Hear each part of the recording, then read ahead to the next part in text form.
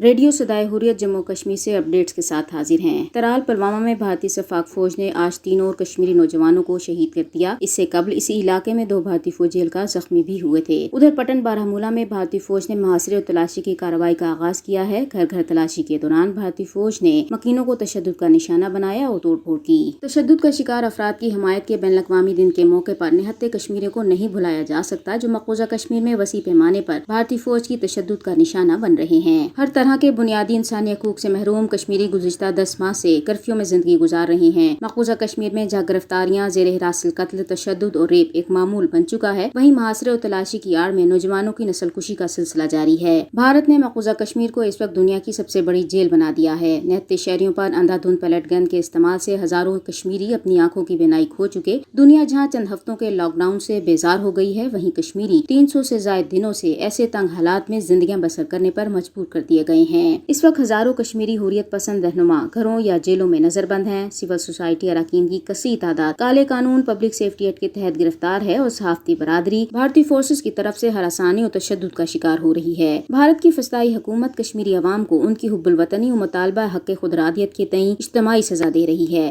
ताहम भारतीय तशद्दुद और उसके तमाम ओछे हथकंडों के बावजूद कश्मीरी अवाम अपने हक खुदरादियत के हसूल की जद्दोजहद के लिए पुरअज़्म है। ऐसे में दुनिया बिलखसूस अक़वाम मुत्तहिदा को आगे आकर मकबूजा कश्मीर में भारतीय दहशतगर्दी का नोटिस लेकर कश्मीरी अवाम को भारत के हाथों कत्लेआम से बचाने और भारतीय अफवाज के हाथों तशद्दुद के शिकार कश्मीरियों की आवाज सुननी चाहिए। अपडेट्स खत्म हुए। ज़हनी या जिस्मानी अजियत देने का काम बुज़दिलों का शेवा होता है, जो लड़ नहीं सकते, बुज़दिल और बदखुमाश होते हैं, वही अजियत पसंद भी होते हैं। भारतीय फौज का 1947 से लम्हे मौजूद तक जो वतीरा रहा है, उसे कभी भी प्रोफेशनल आर्मी नहीं कहा जा सकता। 47 से 65-71 की पाक भारत जंगों के कैदी हों या 1990 की कश्मीर की तहरीक आज़ादी, इन सब में भारतीय फौज एक अजियत पसंद टॉर्चर करने वाले टोले के तौर पर सामने आई है। अब तो बदकिस्मती से भारत को एक टॉर्चर पसंद हुक्मरान मोदी मिल गया है, जो अपनी महरूमियों का बदला कभी जम्मू कश्मीर के आवाम से लेता है और कभी भारतीय अक़लियतों से। इस इंतहा पसंद टोले की फौज खुफिया टॉर्चर सेलों में तो जो जुल्म ढाती है, इससे खुदा की पनाह। मगर राह चलते लोगों पर कैमरों के सामने वो कश्मीरी अवाम के साथ क्या कुछ करती है, एक ऐनी शाहिद से सुनते हैं। हम नमाज पढ़ने गए तो जो ही हम बाहर निकले तो